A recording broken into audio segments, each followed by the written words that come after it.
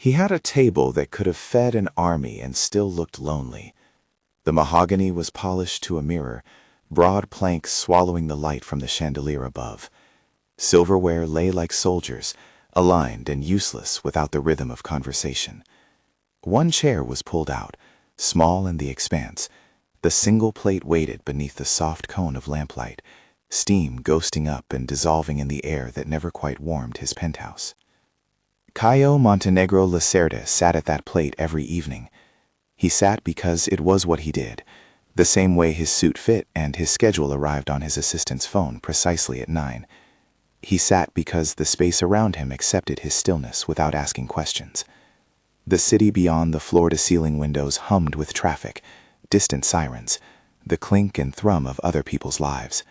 Inside, everything had been arranged to keep noise at bay. Thick curtains, carpets that ate footsteps, the polite, antiseptic hush of rooms designed so he would not be disturbed. He had not been disturbed in a long time. There were visits, stockholders, lawyers, his brother's carefully curated dinners, but they moved through him as if through glass. He had hearing aids that opened a window once in a while, wires and small plastic curves that sat in a drawer like fragile promises. He used them when he wanted to know numbers and reported words. He prized silence when he wanted to think, when he wanted to feel the shape of his own thoughts without translation. The silence had a texture to him. It was not absence but a state in which his hands and eyes grew sensitive. On a Thursday in late autumn, the bell rang. It was small, the bell at the service elevator, easy to ignore unless one paid attention to the world as such. Caio set his fork down. He felt before he saw, the subtle disturbance of movement at the corner of his eye, a shadow crossing the white tile that led from staff entrance to kitchen. He had learned to read the building like a book, walk patterns, luggage, the rhythm of cleaning staff. But this movement was not like the others. It came in light, tentative steps, like someone learning a new room. A child's hand slipped into the frame of the dining doorway. Small fingers curled on the edge of the doorway, knuckles white with the need to see. She was 4, maybe, hair in a chaotic crown, cheeks smudged with a day's adventures. She stood in her mother's oversized broom closet of a jacket and held something folded in her other hand like a treasure. She looked at the table and, finally, at him. For an instant, Caio did what he always did when the city pressed its face against his windows. He measured the risk. Security frowned in the hallways. Protocol frowned from his brother's emails. There were private rules of the building, the company, the family. But the child's eyes did not ask permission. They simply asked to be seen. Aurora, Ada would call her that later, had a look that asked less for indulgence than for recognition. She stepped forward, the hem of her jacket catching. The drawing in her hand unfolded like a small, bright flag. Crayons had been generous to her, a crooked, fervent sun, 2 stick figures, one taller with a faint triangle where a hand should be, broken lines approximating form, a heart, pressed so hard the paper had been perforated. She offered it to him with both hands, a ritual simple and brave. Caio's first instinct was propriety. His second was curiosity. He did not reach for the drawing. He leaned forward instead, both palms resting on the mahogany until he could feel the grain. He watched the paper, watched the sun, watched the way the child watched him, so utterly unaware he might be looking into someone's life for the first time. She tapped the paper, then tapped his chest, small fingers stamping the map of her world. This is me. This is you. Her mouth moved, offering words that dissolved into the soft hush of the penthouse. For a heartbeat, he shut out the reflex of the hearing aids tucked in his pocket. He wanted to see how she would name him in a world that did not insist on sound. She began to make a sign, a clumsy, invented motion, hand against heart, then pointing to his face. She had no formal alphabet.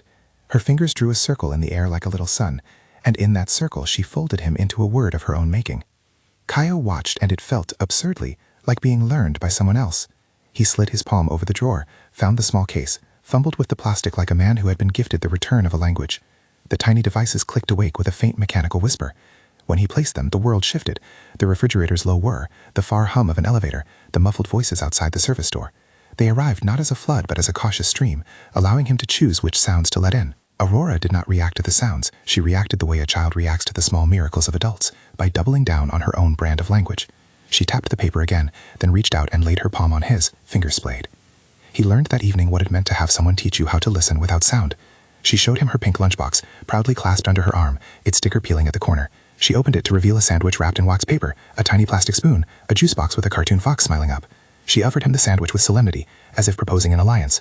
He accepted a bite questioningly, and she laughed, the first real human sound that filled his apartment in years, bright and jagged, unaccented by shame. He tapped his ear and pointed at the hearing aid, questioning him with her face. He tapped her own ear, and she grinned and shook her head, as if to say, I can make up signs just for you. The little invented sign she used that night, hand curved like a small roof, thumb brushing chin, became the bridge between their worlds. It made him, in a way that no other thing had, visible. Where are you watching from? Tell us in the comments. The question belonged to another language of invitation, the internet's shorthand for connection, but it lingered in him like a softer translation of what the child had offered. He would ask himself that question in other ways over the coming weeks. Where did he belong? Who would look for him if he vanished from the mahogany table? They began to meet on Thursdays because that was the day Ada cleaned his penthouse. It was a schedule he could trace on the calendar and then secretly anchor to. There were small rituals to every Thursday, Aurora's hand tapping the buzzer with too much pressure, the way the elevator slowed as it reached his floor, the muffled exchange outside the service entry that Caio often read on the lips of the staff. He would wait with the hearing aids in his hand until the sound of the elevator door softened. He would arrange the cudlemy with unnecessary care and imagine the angle of the light that would stripe Aurora's head when she walked in. They developed a language in the overflow of silence. He taught her to read his pulse at his wrist when she wanted to know if he was bored. She taught him to use a small thumb tap sequence to call her over without startling the staff. They made a game of inventorying the penthouse from a child's perspective. Identify 5 things that are blue, count the frames on the wall, find the one cushion that didn't match the others. Aurora's drawings multiplied until the refrigerator door of his kitchen, an appliance chosen by his late mother for its modesty, became a collage of small ecosystems. Each Thursday she hammered another image to the fizz of the door with cheap magnets, a sun with 6 rays today, a family with 5 arms yesterday. Caio watched the sequence of images assemble like proof that he was being folded into some ongoing domestic story. He would tap the hearing aid case and feel ridiculous gratitude for something that was, in essence, only a tool. Ada watched from a distance at first. She carried herself with the practiced armor of someone who had learned to work without being seen. Shoulders squared, eyes lowered, hands busy.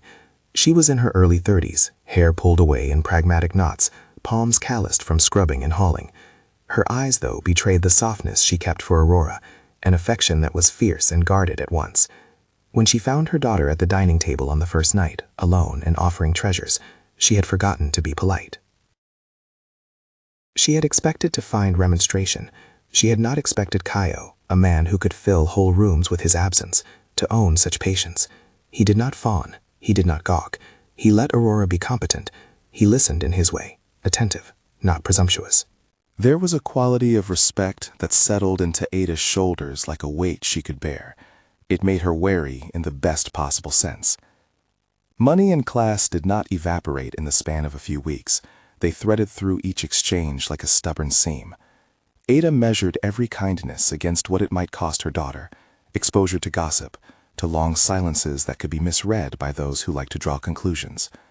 She refused, with a steady jaw, a string of offers that arrived first as awkward tips and later as grudging attempts at being helpful.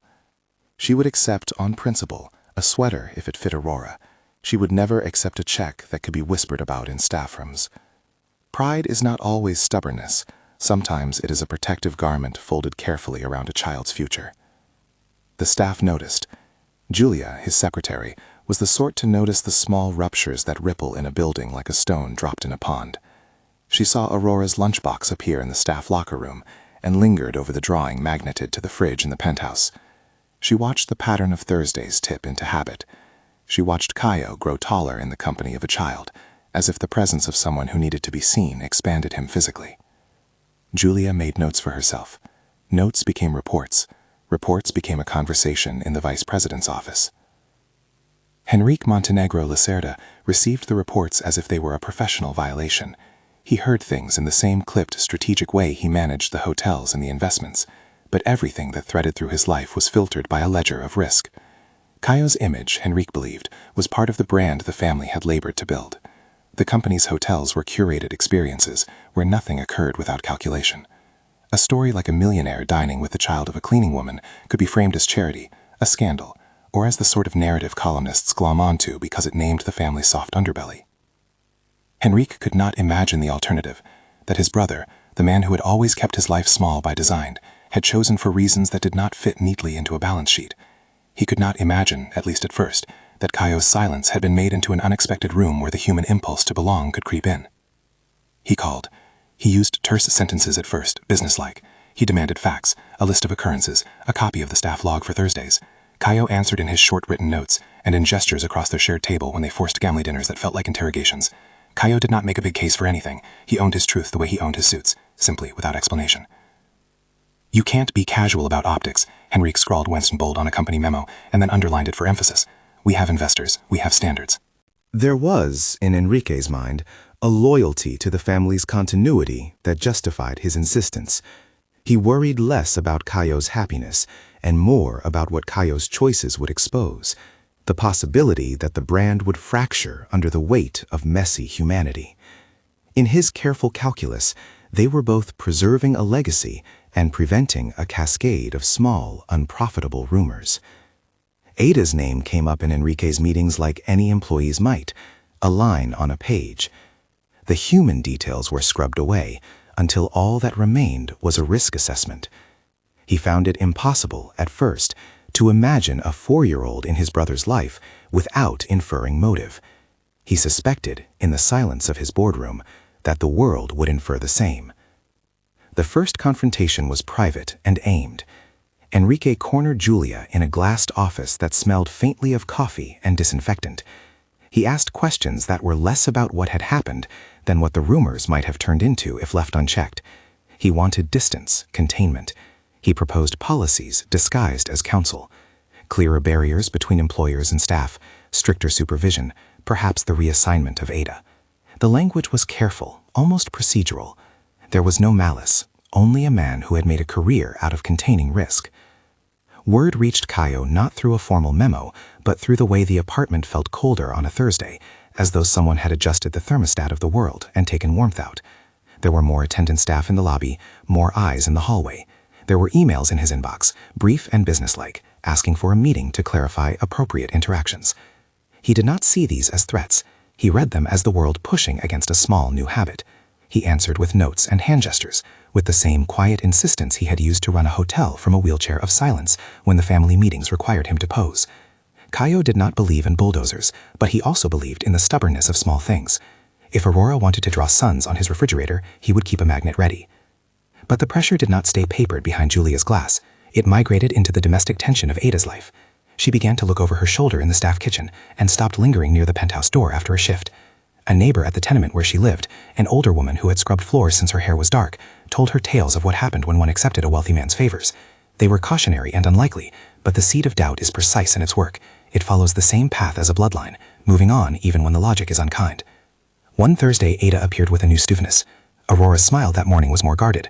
She still held the drawing in both hands, but there was an edge in the way she set it on the table, a kind of apology for the crime of being small in the face of such expanses. They ate in slightly strained quiet. Caio took small bites and watched Ada watch him. He could read the story on her face, fear folded into resolve. She had not come to him to plead for anything. She had not come to him to be rescued. She had come to pick up the tiny artifact of human connection her daughter had planted in the world, and then, perhaps, fold it away. After Aurora had been hustled back to the staff elevator by a supervisor who pretended not to notice the child's reluctance to leave, Ada stayed. The kitchen's hum filled the spaces between them, while the hearing aids hummed less than before. He had turned them off because he felt the weight of words would only make her withdraw further. "Why do you come?" she asked, voice low. Not because she needed an answer, but because she wanted to hear the shape of one. Caio dipped his head, unsentimental. He traced the rim of his glass with a thumb. He wrote, with neatness that had been taught by necessity, "I like Thursdays." She laughed, a small, breathy thing that had less triumph than disbelief. She folded her hands under the table so that they could not be seen to tremble. "You have everything," she said finally, and there was no shame in the words, only the simple arithmetic of the world. "You have no reason to need this." There was a phrase Caio liked to keep for himself. It was not the sort of line he would use in the press or in a shareholders' meeting. He wrote it down and slid it across the table as if offering a receipt. The paper said simply, "I have this now." For Ada, the currency of dignity rarely included acceptance from a world that would never have been kind to her if she were not useful. She was not naive about the possibilities people saw in her, pity, patronage, or the simple thrill of a story. She knew also that those things could be terribly expensive. Thus she did what she had always done. She insulated her daughter. She told herself she would keep Aurora at a distance, allow her to make this small, harmless friendship with a silent man, but never allow the world to rewrite it. There was a way, in her mind, that leaving could be an act of protection for both of them. If she left, no one could paint Caio as a man who had allowed impropriety. If she left, Aurora would not be dragged into the glare of speculation. If she left, she could keep her head held high and her child's future steady. She did not tell him this. She would not lay such a burden on a man who had only just begun to learn the difference between solitude and being looked for. Instead, she began to write. The note slid into being the way a shift report did, succinct, precise, and unembellished. She did not sign it with pleading or with flourish. She thanked him for the Thursdays. She told him that they had been sweet in the quiet way that small things are sweet. She explained without dramatics that she could not be the cause of his difficulties. She said that she would protect Aurora, and that she would not accept money that might burden them with rumors. She left her telephone number on the paper, and a single sentence that made the room tilt. "I am leaving for a while to keep you safe." When she folded the note, her fingers trembled with the same motion that had held the mop for a decade. Pride does not always make choices for the brave. Sometimes it makes them for the cautious. She could not imagine being responsible for a scandal that might cost Caio the family business, or the dignity he had only just begun to inhabit. She could not imagine Aurora's face if the world called them charity and used the child as evidence. That evening she packed in measured motions, a spare sweater, a thin blanket, a small stack of diapers. She kissed Aurora's forehead in a way that spoke of quiet vows. She left the pink lunchbox on the table by mistake, an omission a mother makes when grief is practical, and took the certainty that if she left, she had done it with intention. Caio found the note by accident. He had been at his desk writing the sort of letter he usually wrote on paper, precise, administrative. He found the folded scrap beneath a magnet that read, "World's Best Chef," in a font that had once been ironic and now felt like a small relic. The print of Ada's handwriting was sturdily sloped, like a broom handle. He read quickly at first, then more slowly, as if the pace of comprehension might change the meaning of the words. The sentence about leaving drilled into him with the clean, merciless logic of a factual statement. He felt before he registered it a hollow inside his chest where the absence had once lived. It was a physical sensation, not just a metaphor, a place in his body that wanted to be occupied. He left the note where it lay and stood up without the ceremony that usually governed his movements. He left the hearing aids in their case. He forgot, or perhaps he didn't forget. Maybe he had simply no time for the small mechanics of deliberate listening. He grabbed his coat with hands that shook because they were unaccustomed to running for reasons that were not urgent memos or investor panic. Downstairs, the city made its usual claims: a car horn, the thump of a delivery, someone laughing at a joke that had nothing to do with his life. He crossed streets with the reckless urgency of someone who had only now discovered that time could move faster than he had ever scheduled it to. At the tenement, the stairwell smelled of onion and laundry soap. The elevator was out of order, a rusty sign taped to it like a bureaucratic apology. He ran the stairs 3 at a time, the muscles in his calves complaining, his heart taking the parts of his brain that usually administered silence and giving them to the urgency that had no formality. When he reached the door they had given him, he found it closed and quiet. There was a child's shoe on the stoop, too small in comparison to the extent of the steps. He knocked, and a neighbor answered with wary eyes and the practiced indignation of those whose lives were accustomed to being stirred by outsiders. "Have they gone?" he asked, the words clumsy, like someone tasked to speak only numbers who suddenly needed to ask a question with fewer columns. The neighbor's head tilted. She had seen them, she said. She had seen Ada leave early that morning, small suitcases in hand. She had seen Aurora wave, small and brave. She had not been invited, she said. People leave for many reasons, she said, and some reasons are private. She watched him as if listening for a story she had not yet been told. Caio's hand closed on the metal of the intercom. He smelled the faint milk on the neighbor's breath and the laundry soap that meant other lives. He felt like a man who had been given an unexpected instrument, the sense in his ribs that some music might be possible if someone would stop holding the baton so tight. He felt the shape of the decision forming, not as a headline or an item for a meeting, but as an immediate, urgent human need. He had a life defined by measures, percentages, shares, vacancy rates, but there are some things that cannot be reduced to the ledger. He understood without grand proclamations that if Ada had left to protect him, then she had taken from him more than a Thursday's ritual. She had taken the fragile possibility of being found. He walked back to the penthouse feeling like a man who had been given a new part to play and then lost the script. The mahogany table awaited, and the single chair across from him looked insultingly empty. On the refrigerator door, the drawings blurred until they became a collage of small beacons, suns, crooked houses, a hand with a heart in the center. He smoothed the paper with the back of his hand as if he could iron out the decisions of the world. There was no dramatic confrontation when he arrived back at the corner where the elevator hummed. Julia's office had a glass door, and she did not look surprised to see him. She had been informed of the note, of the leaving, of the possibility that the family might now be dealing with the consequences of private life made public. Henrique was already moving. His emails had sharpened like razor blades. There would be meetings, discussions, perhaps ultimatums. The word reputation had appeared again and had the authority of a law. Caio did not want those things. He wanted, in the most elementary way, to know where the child he had come to expect as a single bright interruption had gone. He wanted to see whether Ada had left in anger or necessity. He wanted to see whether Aurora's invented signs had been offered to anyone else. "Tell me where she is," he wrote on a single sheet and thrust it at Julia. She hesitated, the kind of pause that reads the room for legal boundaries, and then handed him a businesslike reply. She did not know. The trace of Ada's number was on the note, but the number did not answer, and the neighbor's information was thin. People in cities move like currents, shifting through lives until only small eddies remain.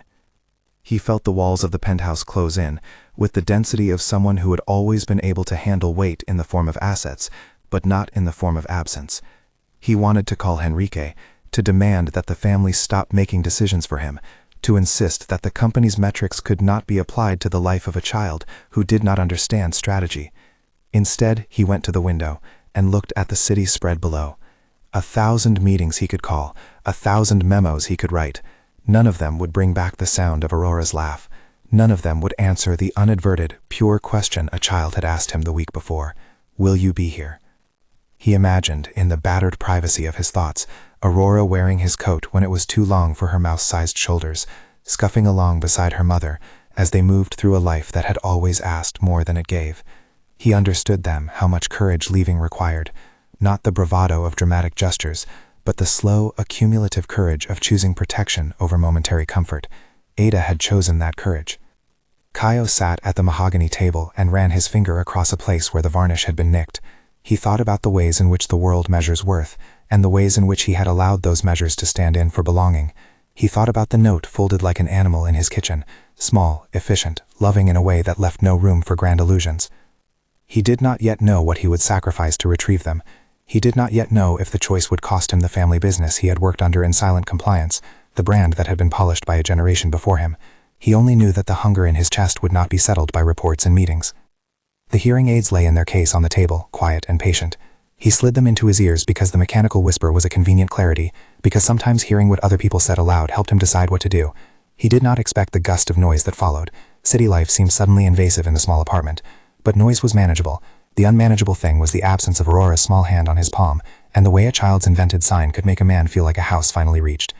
He stood and began to write, not shareholder reports or family memos, but a single line that would be the first step toward reclaiming what had been lost. His handwriting was neat and unadorned, the letters of a man who had been trained to present facts cleanly. "I will find you."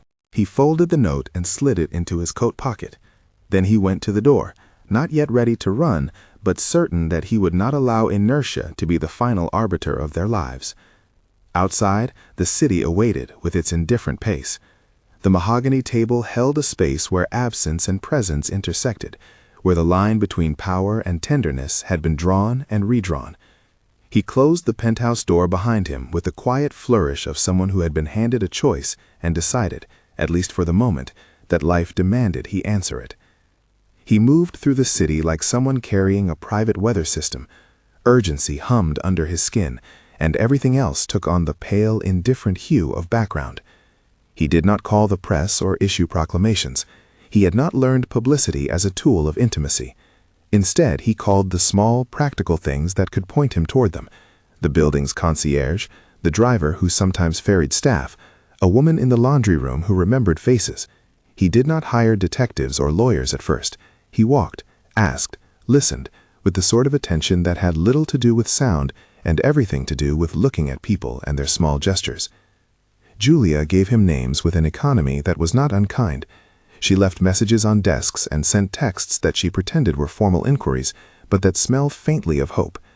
Dr. Alvaro, when Caio finally called him, answered from a different register.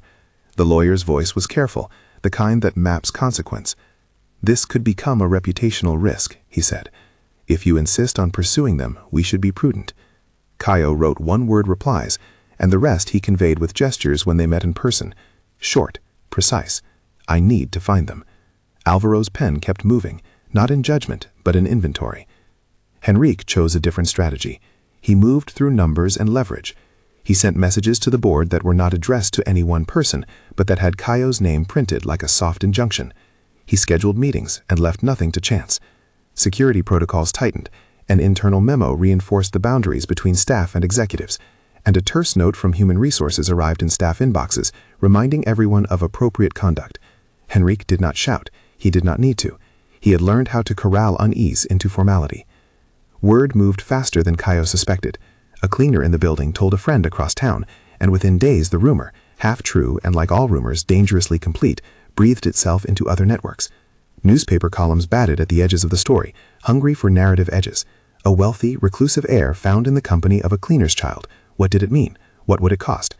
None of that concerned Caio like it concerned Henrique. Caio judged with different metrics, whether Aurora had a warm place to sleep at night, whether Ada's hands bore new burdens. He moved through the city, following small traces: a pink lunchbox spotted under a bench in a park, a magnet with childish art in a thrift shop window, a neighbor who remembered a sweater left on a stoop. These were not the leads of tabloids. They were the quiet breadcrumbs of a life recently interrupted. He found them by accident, or by the kind of luck that falls to someone who is finally willing to look without insisting on controlling the scene. It was a rainy afternoon when he saw Aurora through the storefront glass of a bakery. She was inside, standing on a stool with her face flushed, watching a baker shape bread. The rain made the world glossy, and the light refracted through puddles. Aurora's hair was a wild halo, building a small constellation above her head. Ada stood beside her, bent not to the child, but to the small economy of their day, counting the coins in her hand as if each one needed the approval of arithmetic. Caio hesitated in the doorway and felt the familiar tug of protocol. He could have remained in that doorway and observed the clumsy resolve of someone for whom every step had an unshakable purpose. He had learned, in the weeks that had followed their first encounters, that presence was not an entitlement but a gift. He did not surge forward. He took the calories of his courage in small bites. Ada saw him when he took off his hat. She lifted the coins in her hand like an offering and then set them down, as if deciding whether money was the right medium in that moment. Her eyes carried that same measured armor. They lit, briefly, in the way of someone evaluating risk. She had not expected him to come to her small neighborhood. She had, perhaps, hoped he would not. He sat with them at a cramped table, the baker's noise and accommodating roar around their conversation. He did not speak loudly. He wrote when speech would be clumsy, and let his hands say the things that sentences could not hold. He asked small things: how many nights Aurora slept without complaint, whether they had a lamp that worked after dusk. He listened with the kind of attention that asked for consent. When he offered money, an instinctual motion more than a plan, Ada withdrew the offer with a simple, practiced refusal. "We have what we have," she said. "We don't want charity." She did not say no in a way that closed the door on help entirely. She said no to the shape of assistance that ate at dignity. She named conditions quietly.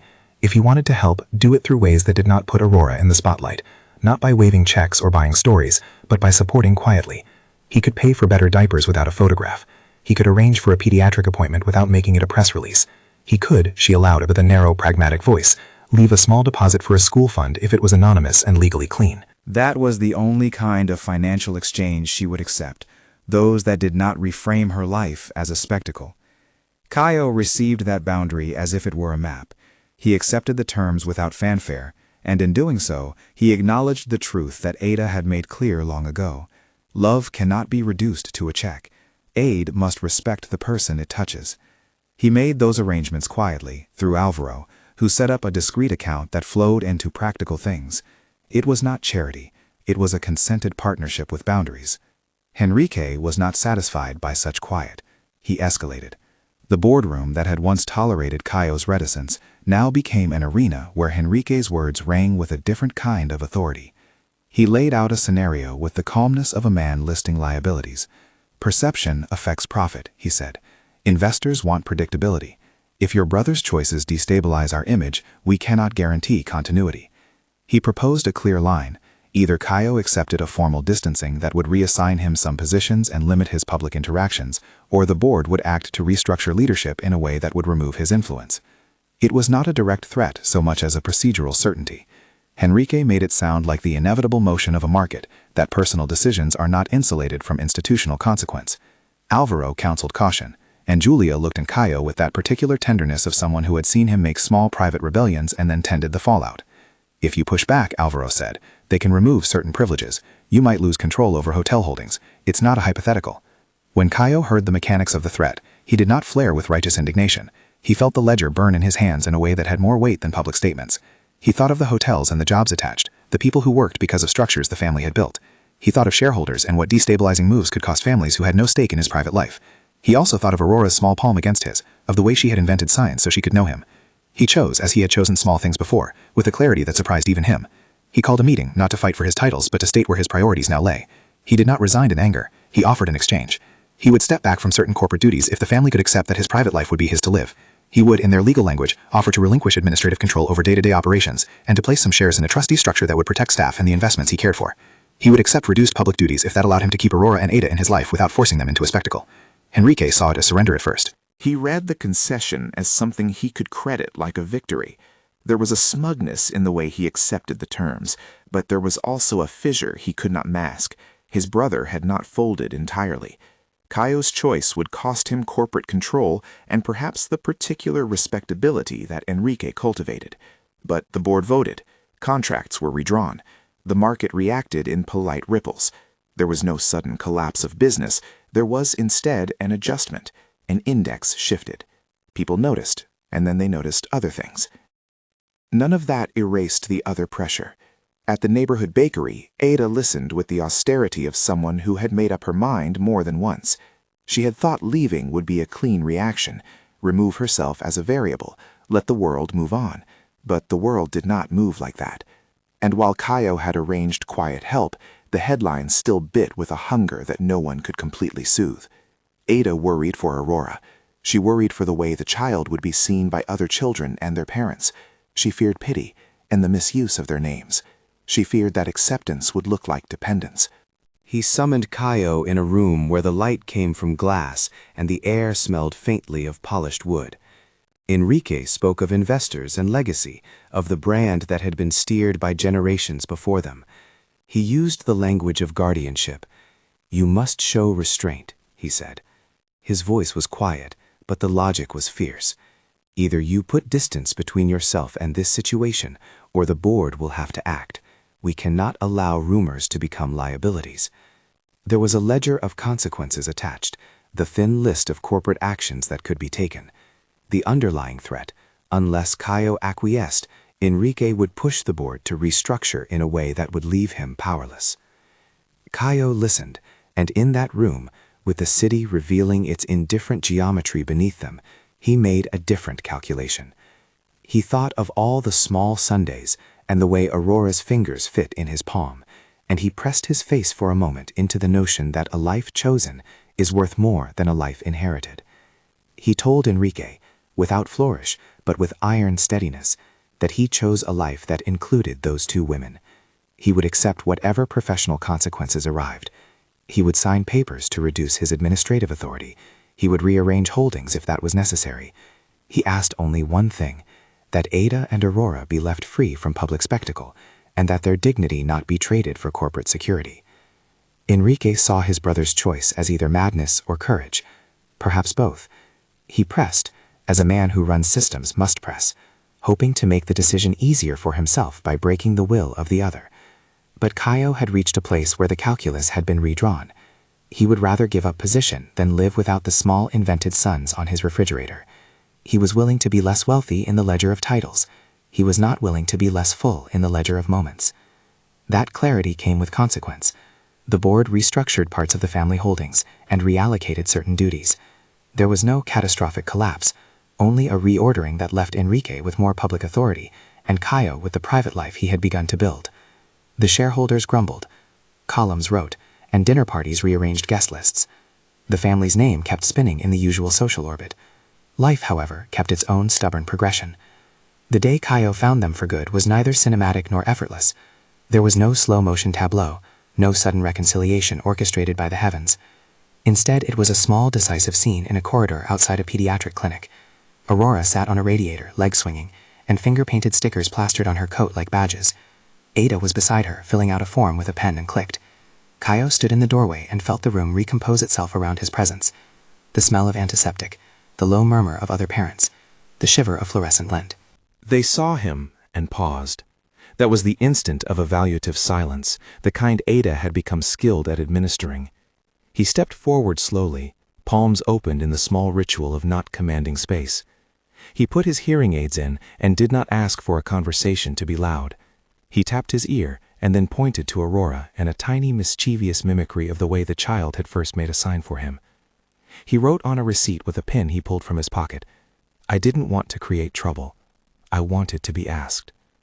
Ada read it, and the faint line around her mouth softened. She looked at Aurora, who had been watching the exchange with the blunt curiosity of a child who had not yet learned the terror adults place atop simple gestures.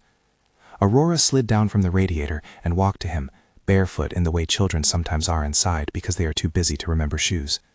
She took his hand and tapped his wrist, an echo of the code they had built. And then, with the unfiltered courage of a 4-year-old, she did something that would become the pivot of everything. "Can you be my dad?" she asked. The words were not a line rehearsed by soap operas. They were a question full of practical earnestness.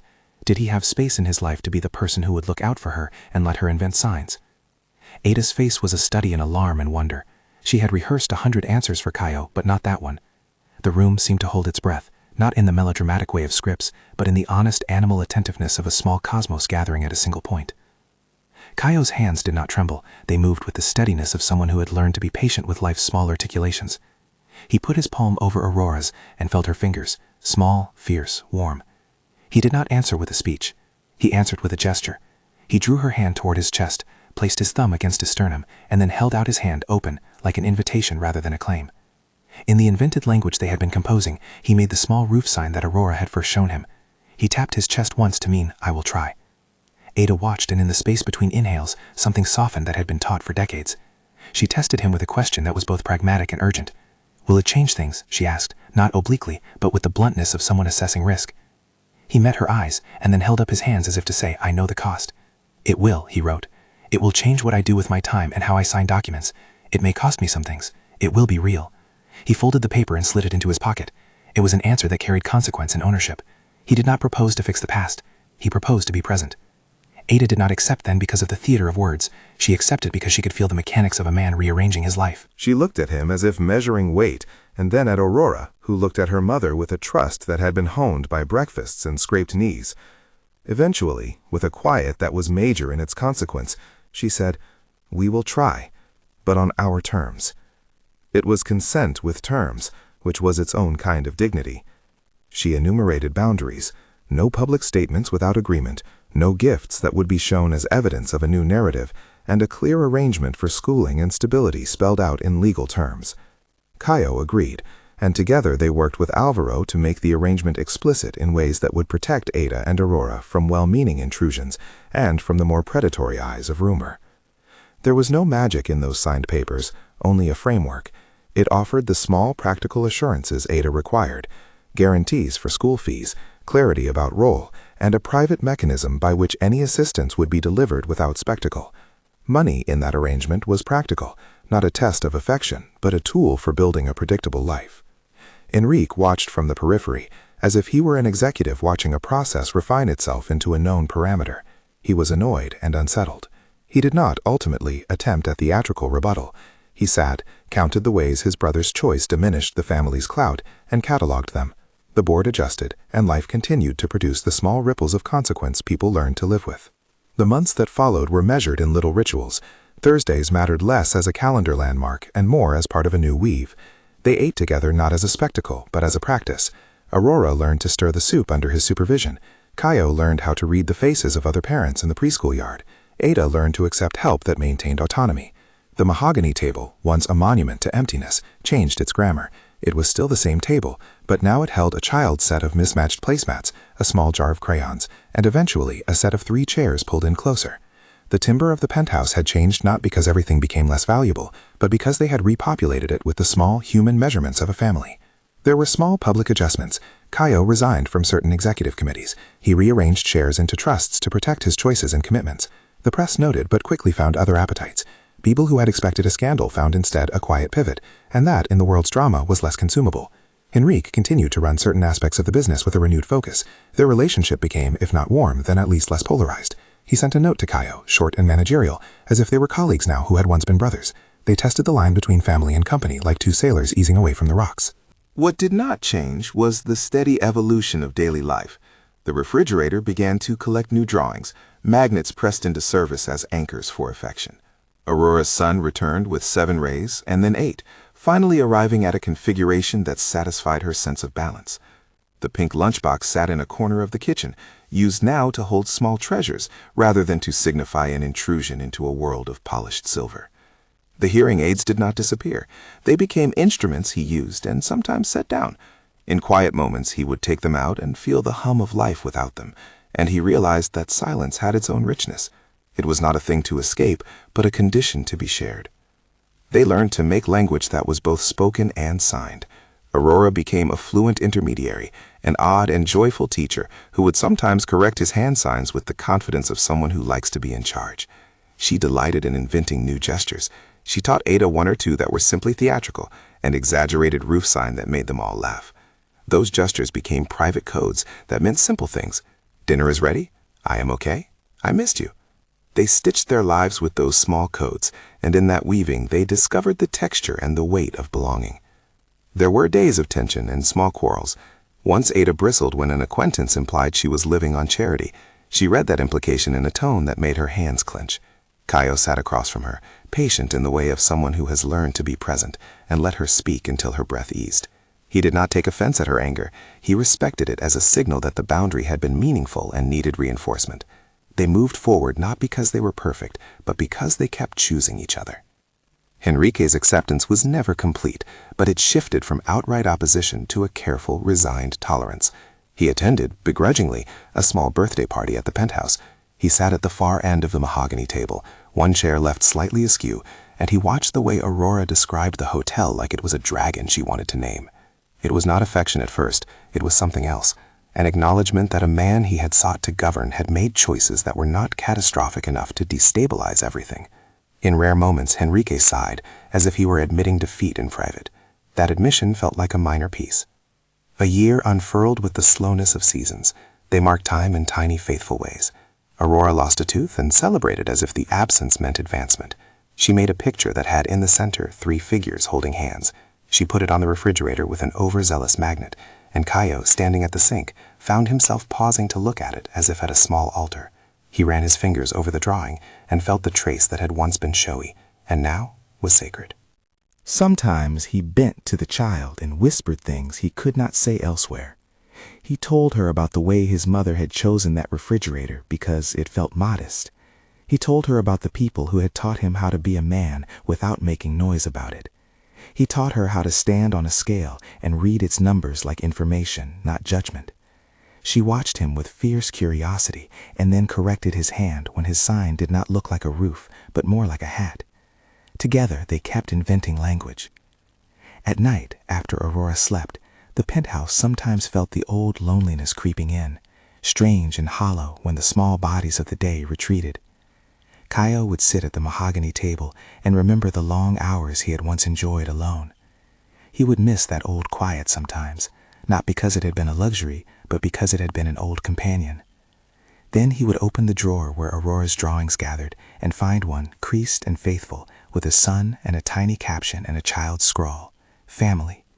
He would smile and think of how that single word had acquired a weight and a shape. There were practical moments too, parent-teacher conferences where Caio sat with the English teacher and signed requests for extra tutoring, doctor visits where he held Aurora's hand and learned the names of ailments in the patient, endearing way a man learns things when the stakes are not money but a child's scraped knee. Ada, who had once been wary of any exchange that might look like a favor, found herself relying on the quiet structures they had built together. She let him attend a meeting with alumni donors in the hotel's ballroom, and he, in turn, learned to listen to the agendas she kept like little iron filings, meticulously and without spectacle. Not everything was free of cost. There were nights when letters arrived at the penthouse, thinly veiled notes that suggested impropriety, whispers that nestled like ash in the corners. There were shareholders who muttered about unpredictability, and a columnist who wrote an essay about the dangers of mixing personal life with family company. None of it was fatal. Most of it simply required the sort of patience that has its own gravity. Caio lied to let the pricks slide. Ada learned to let the rumors dissolve on their own, knowing they could not drown the stability they were building with simple acts. Warm socks for winter, a scraped knee mended without fanfare, a routine that did not depend on headlines. There were also moments of joy that were quiet and astonishing. Once on a Sunday that tasted like late summer, Aurora crawled up onto the mahogany table and proceeded to arrange teacups in a circle, declaring herself queen. Caio put down his cup of coffee and listened, this time without hearing aids, simply to the hum of domestic life, and felt an accidental swelling of contentment. He offered her the smallest crown he could muster, a napkin folded into a point. She accepted it with the solemnity of coronation, and then, abruptly, tapped his chest with her thumb and made the roof sign. It was an unscripted ritual. He tapped his own chest, and then theirs, and in that movement the table ceased to be an instrument of emptiness and became a place of custody for life's small inventions. Years, if one counts their metric not in headlines but in breakfasts, moved by. Aurora grew into the unruly and delightful person every child becomes, fierce, inventive, often louder than the room she inhabited. She developed a stubborn streak that matched Ada's and could hold her own in debates about which bread was the best from the bakery. Caio, who had once valued the precise economy of silence, learned how to be present in the cacophony. He understood, finally, why people filled rooms with noise, because noise is often the fabric that shows people are alive together. The mahogany table stayed with them as a witness and a relic. It gathered marks and a few careful scratches that were never fully gone. A small patch of varnish wore thin where Aurora insisted on dragging the wooden train along the edge. There was no attempt to polish those signs away. The scratches became part of the table's biography, proof that life had lived there. One evening, not dramatic in any cinematic sense, but tender in an ordinary way, the three of them sat down to a dinner that felt both like continuity and like proof. The city outside the windows had its indifferent glow, and inside the penthouse the light was softer because it had been earned. Ada set out a modest salad she had learned to make in the tenement, and that Caio now liked with an attention that signaled the growth of his palate. Aurora placed a crayon drawing in front of each place setting, little suns, a house, 3 figures holding hands, and then reached for the 10 of crayons like it was an instrument of governance. They ate, and the clatter of utensils threaded with conversation. The hearing aids sat in place when necessary and were absent when they wanted to feel the hush of a story told in hand signs. They laughed at small mistakes, narrated the days with the economy of people who look after each other. When dessert came, store-bought and humble, Aurora announced an arbitrary law. Every dessert must be shared. They obeyed. After, when the windows had fogged from steam and the apartment smelled of lemon and sugar, Caio walked over to the refrigerator and found, in the center of the collage, a new drawing. A sun with 11 rays, 3 stick figures holding hands, and a small house with a heart above the door. The caption read, in Aurora's careful letters, "Home." He pressed his palm to the paper and then to his chest, in that private language they had refined. He put his hearing aids in for the brief, mundane pleasure of the mechanical whisper. But this time he did it not because he needed to parse the world, but because he wanted to habit the sensation of being present in both sound and silence. He thought of the long table and the single chair, and how everything that had once been a symptom of absence had been reconfigured. There were no sweeping triumphs to announce. The headlines moved on, the family portfolio adapted. Enrique maintained his own life of order and ledger and occasional concessions. Ada kept her job for a while, then took a post teaching part-time at a local preschool. She liked the work and the way it kept her days organized. She did not need to be anyone's dependent. She had agency, and she exercised it by deciding what tasks she would accept, what help she would allow, and when she would insist on privacy. When people asked, later, how it had happened, none of them could point to a single heroic gesture. The story was not about rescue or rescue dramas. It was about a series of small agreements and the courage to keep them. It was about a man who chose being present over the varnish of inherited status, and a woman who chose, forearmed, to accept help only on conditions that preserved her dignity. In the end, the mahogany table held a new routine: 3 plates at dinner, a jar of crayons in the center, and the magnetic collage on the refrigerator rearranged weekly by small hands. Aurora would sometimes add a roughhouse with a flag on its roof, and Caio would prize those flags the way a soldier might prize a minor victory. They hung pictures of afternoons at the park, of Aurora's school recital, of Ada smiling at a garden she had planted on the balcony. Those moments were small, but they accumulated like savings. On a quiet night, when the city had softened to a distant constancy, Caio stood near the window, looking at the skyline he had once measured as an emblem of distance. He thought of the nights he used to spend alone, and how the emptiness had once been a kind of order. He would not pretend there weren't losses. There had been estrangements, signatures on documents, and negotiations with power that left him more practical and less untouchable. But the losses were accompanied by gains that, in their ephemeral way, were more honest. The sound of Aurora's laugh in the kitchen, Ada's hand resting on his at a theater performance, the way their smallest rituals anchored him. He turned and saw his family at the table, the 3 of them a small constellation amid the city's indifferent lights. He moved to the refrigerator and, with the reverence of someone pinning a map to a wall, he added a new drawing Aurora had made: a sun with many rays, a house with an open door, and beneath it, in a child's large letters, the single word they had been building toward: family. If this touched you, leave a like and subscribe for more stories.